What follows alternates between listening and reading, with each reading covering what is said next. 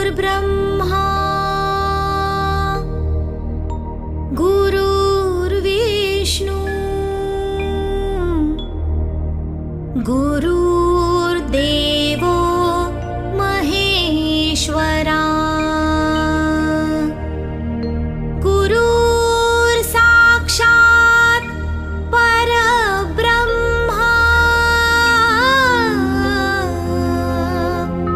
तस्मै श्री गुरुवे नमः। तस्मै श्री गुरुवे नमः।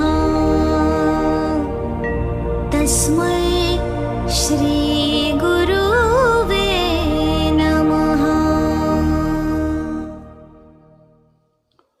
Hello friends, good morning. Welcome to Navyu Group of Education.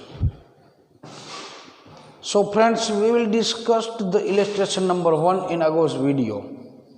આપણે in Ago's video illustration number 1 are discussed.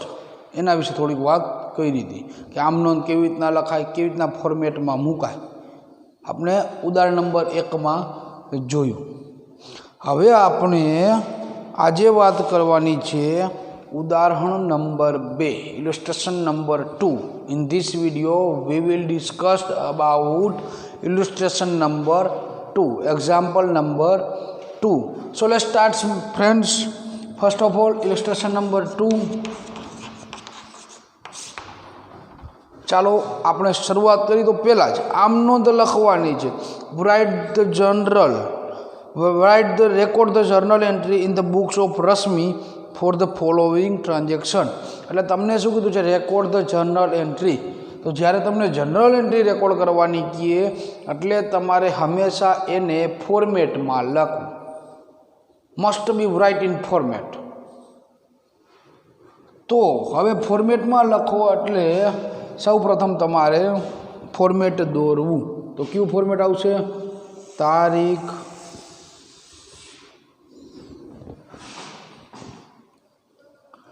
વિગત, ખાપા, રકમ રૂપિયા અને રકમ રૂપિયા. આ ફોર્મેટ દોરી લેવું.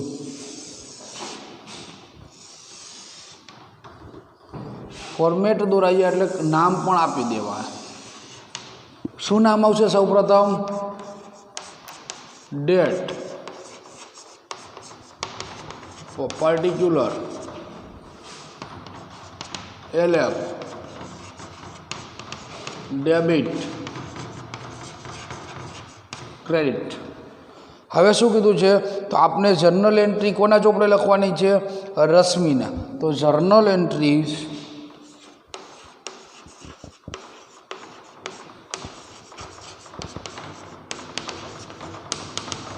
in the books of Rasmi. Journal entry in the books of Rasmi. આ આપણું બુકનું પહેલું પેજ જ છે. આ બીજું પેજ છે. કેવી રીતના લખાય એ પણ આપણે વાત કરી હતા. છેલ્લે જ્યારે પેજ પૂરું થાય ત્યારે શું કરવું એ પણ આપણે જોઈ લીધું હતું. હવે આપણે જર્નલ એન્ટ્રીની શરૂઆત કરી તો સૌ પ્રથમ પહેલેથી જ વ્યવહાર લેતો જવાનો. પહેલો વ્યવહાર વાંચવાનો, સમજવાનો, કયા બે એકાઉન્ટ છે બહાર કાઢવાના, કયા પ્રકારના ખાતા છે જોવાનું, એના ઉપર નિયમ લગાડવાના અને ઉધાર થાય જમા એ નક્કી કરી અને ફોર્મેટમાં મૂકી દેવાનું. But journal entry must be write in format. ફોર્મેટમાં જ લખવું. ખાતા દોરીને એક આમ નોંધ કરો તો એ પણ ખાતું દોરીને કરવાનું. ગમે ત્યારે આમ નોંધ આવતી એટલે ખાતું દોરવું. તો ચાલો પહેલેથી આપણે સ્ટાર્ટ કરીએ. તો આપણી તારીખ છે 2016 મે 2016 મે 2016 છે. એમાં પહેલી તારીખ છે she started her business with cash ₹40,000, furniture of ₹2,000 and stock of goods ₹15,000. એટલે તમને શું કહે છે કે એને એક ધંધાની શરૂઆત કરી. શેનાથી? 40,000 રોકડા, 2,000નું ફર્નિચર અને 15,000નો માલ સ્ટોક લાવી ધંધો શરૂ કર્યો. જ્યારે ધંધો શરૂ કરવાની વાત આવે એટલે આમાં જેટલા એકાઉન્ટ આપેલા છે એ બધા ક્રેડિટ થશે. હા, એક લેણદાર આપેલું હોય, ક્રેડિટર્સ આપેલું હોય તો એ એક ક્રેડિટ થાય, બાકી બધા ડેબિટ અને કેપિટલ એકાઉન્ટ ઇઝ ક્રેડિટેડ એવું થશે. તો આમાં ક્યાં ક્યાં પછી પહેલું તો કેશ એકાઉન્ટ. તો cash account debited, furniture account debited, stock of goods account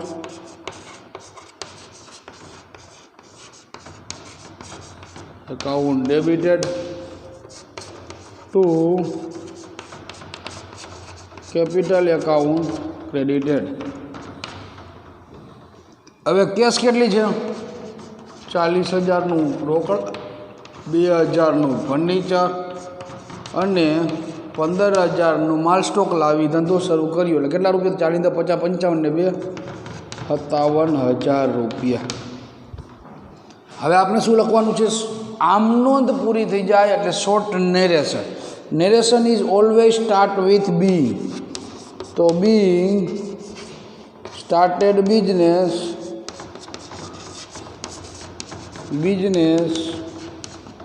with cash, furniture and stock of goods.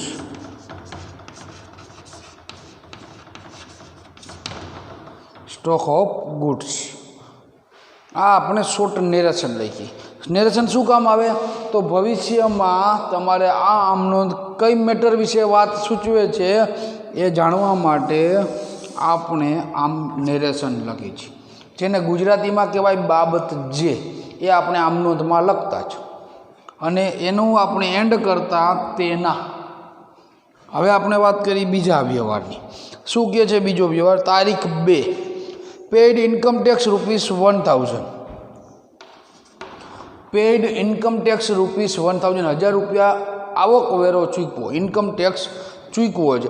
ચૂકવી છે એટલે ખર્ચ થાય છે. ખર્ચ થાય એટલે income tax account is debited અને રોકડા જાય છે એટલે cash account is credited. Income tax account debited to cash account credited ₹1,000.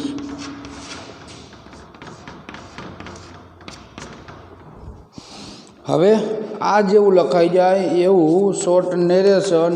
Narration is always start with being paid income tax.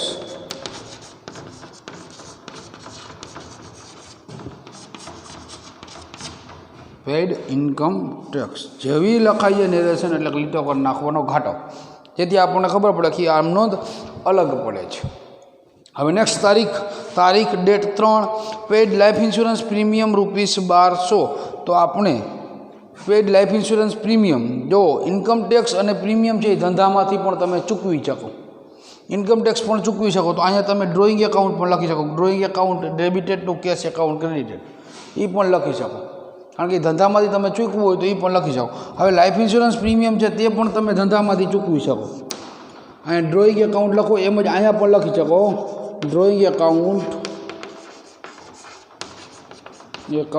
ડેબિટેડ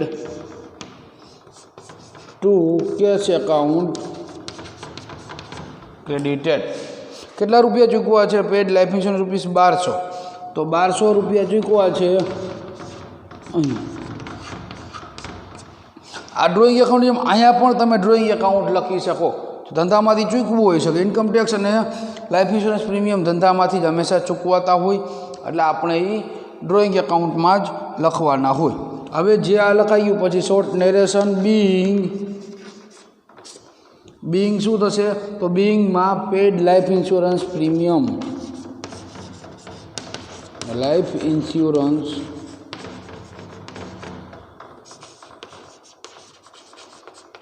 premium થઈ ગયું. હવે આ લખાઈ જાય એટલે આપણું અહીંયા પેજ પૂરું થાય. પેજ પૂરું થઈ ગયું એટલે હવે અહીંયા આપણે સરવાળો કરી નાખવાનો અને અહીંયા શું લખવાનું? Balance carry forward, CF carry forward. તો કેટલા રૂપિયા થયા? 57 ને 58 59,200.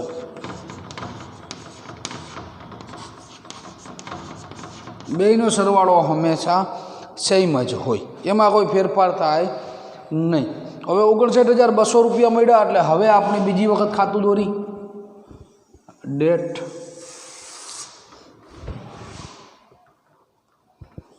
વિગત ખાપા રકમ રૂપિયા અને રકમ રૂપિયા.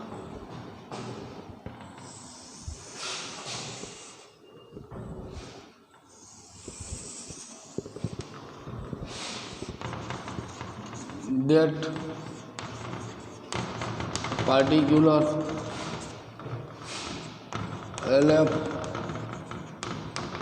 Debit credit. હવે અહીં બેલેન્સ કેરી ફોરવર્ડ લખ્યું છે, એ જ બેલેન્સ આપણે અહીંયા લેવું હોય તો બેલેન્સ બ્રોટ ફોરવર્ડ BF કેટલું છે? 59,200. હવે વ્યવહારની શરૂઆત કરવી. પહેલાં આ અહીંયા લઈ જવાનું, પછી વ્યવહારની શરૂઆત કરવી. Date number 10 C withdrawn goods of ₹500 for personal use. તો શું કહેવા માગે છે કે તેણે અંગત ઉપયોગ માટે 500નો માલ ઉપાડ્યો. તો 500નો માલ ઉપાડ્યો છે એટલા માટે એકાઉન્ટ આવશે ડ્રોઈંગ એકાઉન્ટ. અંગત વપરાશ માટે ઉપાડ્યો છે એટલા માટે, તો ડ્રોઈંગ એકાઉન્ટ ડેબિટેડ. શેના માટે ઉપાડ્યો છે? પર્સનલ યુઝ માટે ઉપાડ્યો છે. તો શું થઈ છે? તો to goods withdrawn for personal use, to goods withdraw for personal use account. To goods withdrawn for personal use account એટલે કે અંગત ઉપાડ માટે લઈ ગયેલ માલ ખાતું. કેટલા રૂપિયાનો માલ ઉપાડ્યો છે? 500 રૂપિયાનો.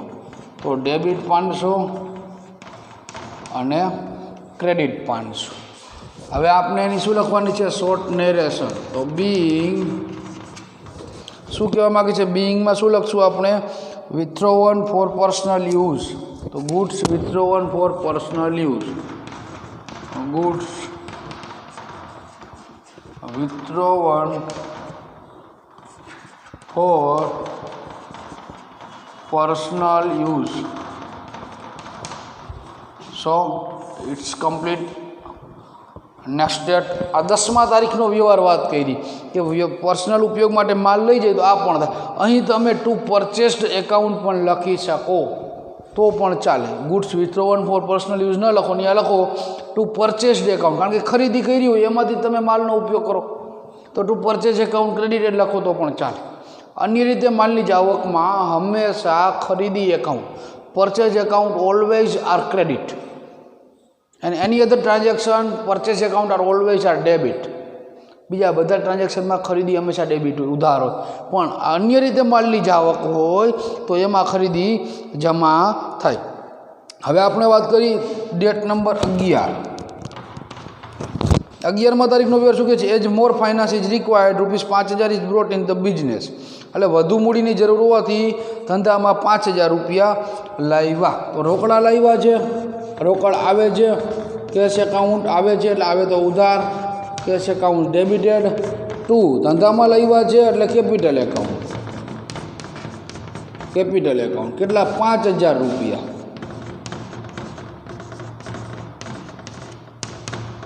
5,000 રૂપિયા ધંધામાં લાવ્યા છે. તો હવે અહીં આપણે શું લખવાનું છે? Short narration being.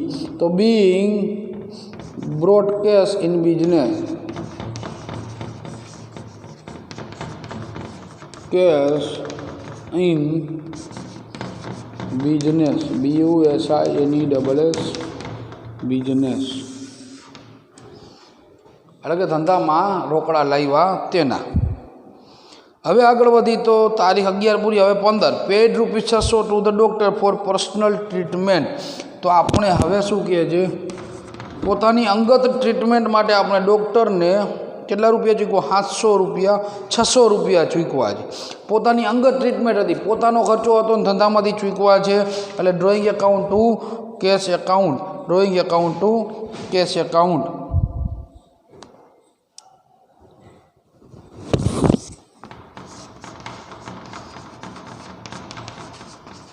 Drawing account debited to cash account. કેટલા રૂપિયા, ₹600 ચૂકવા છે. થઈ ગયું. હવે short narration, being paid doctor bill.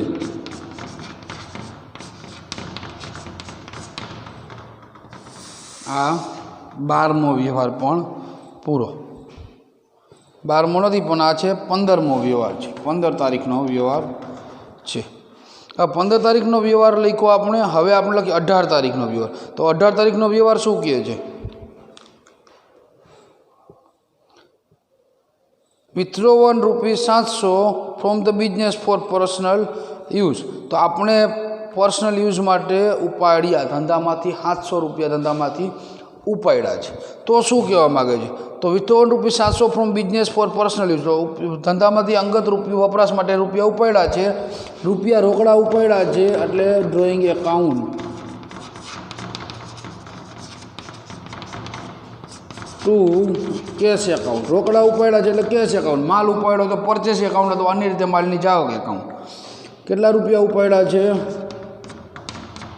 ₹700. તો ₹700 અહીં લખી નાખો. હવે શું કર્યું છે, તો એમાં શું કીધું છે, જો 18માં withdrawn ₹700 from business for personal use. તો being cash withdraw from personal use,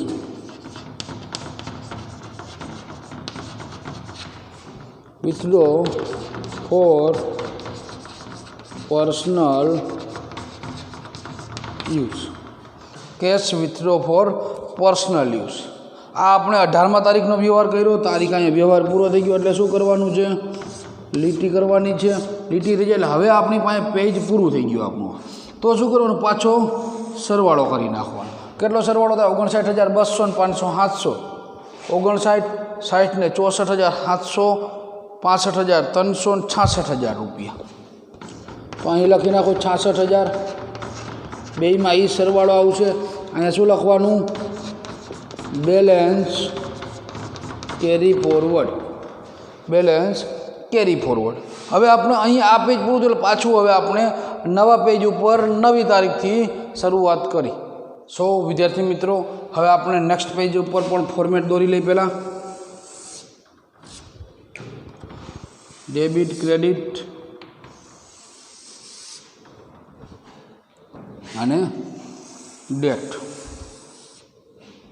આ આપણે ફોર્મેટ દોર્યું છે. અહીં આપણે 18મો વ્યવહાર લખીએ અને બેલેન્સ કેરી ફોરવર્ડ 66,000 લઈ ગયા હતા.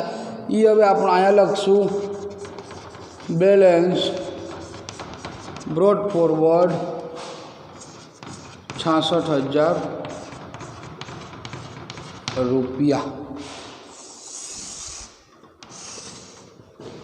ચાલો હવે આપણે નેક્સ્ટ વાત કરી.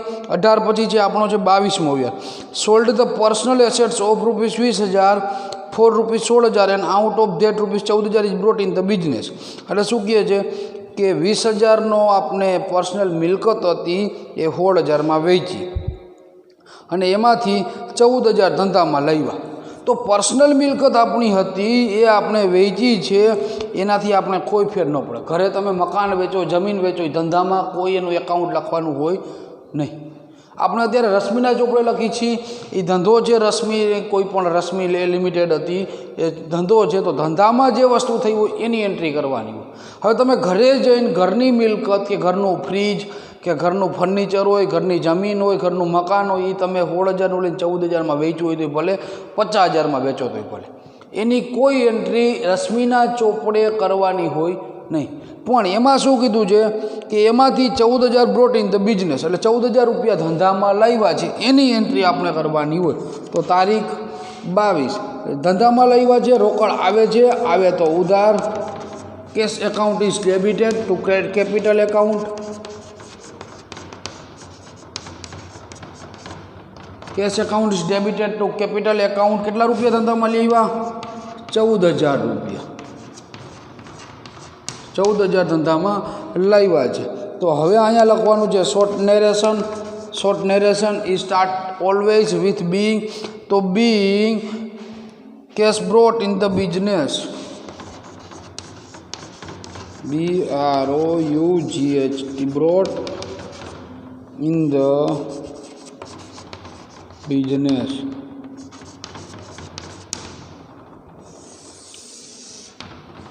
Cash brought in the business. હવે તારીખ 22મો વ્યવહાર હતો. હવે જોઈએ 25મો. On the occasion of birthday of personal relative son gave gift ₹50. તો આપણે શું કર્યું? ધંધામાંથી એક આપણા મિત્રનો પર્સનલ રિલેટિવ વ્યક્તિ હતો, એના દીકરાનો જન્મદિવસ હતો, એમાં 50 રૂપિયાની ગિફ્ટ આપી. હવે ધંધામાંથી આપી છે તો ધંધામાંથી 50 રૂપિયાનો ઉપાડ કર્યો છે. તો ધંધામાંથી 50 રૂપિયાનો ઉપાડ કર્યો છે એટલે drawing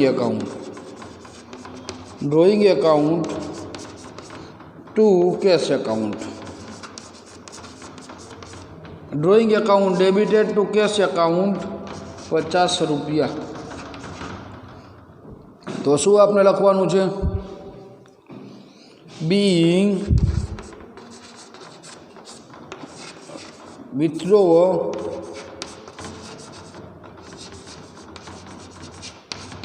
cash in the business,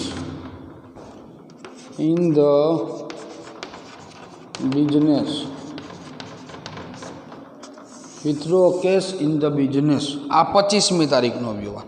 હવે જોઈ 30મી તારીખનો વ્યવહાર. તો શું? Income tax refund cheque of ₹100 by mistake deposited in the bank account of business. એટલે શું થયું છે? ઇન્કમ ટેક્સ રિફંડ મળ્યું છે 100 રૂપિયાનું આપણે, પણ ભૂલથી તે બેંક એકાઉન્ટમાં ડિપોઝિટ થઈ ગયું છે. હવે બેંક એકાઉન્ટમાં ડિપોઝિટ થઈ ગયું છે એટલે bank account to capital account થઈ છે. બેંક એકાઉન્ટ ટુ કેપિટલ એટલે ધંધાના બેંક એકાઉન્ટમાં જમા થયું એટલે ધંધામાં રૂપિયા આવ્યા. રૂપિયા ધંધામાં આવે એટલે કેપિટલ એકાઉન્ટ આવે, પણ બેંક થ્રુ આવ્યા છે એટલે બેંક એકાઉન્ટ. તો આપણે bank account to capital account લખશું.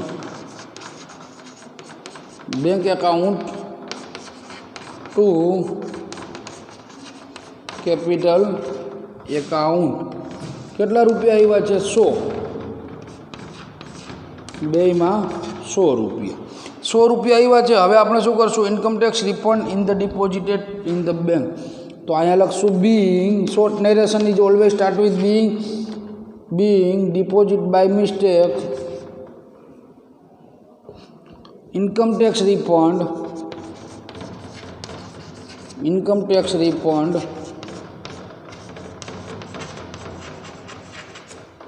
are deposited in the bank account.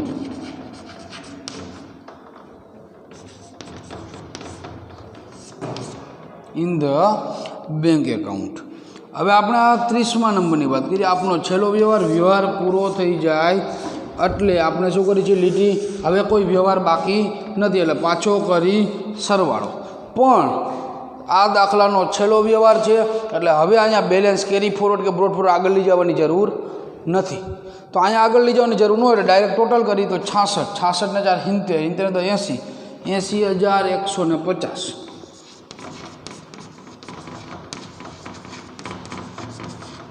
80,150 અને અહીં લખી નાખવાનું ટોટલ.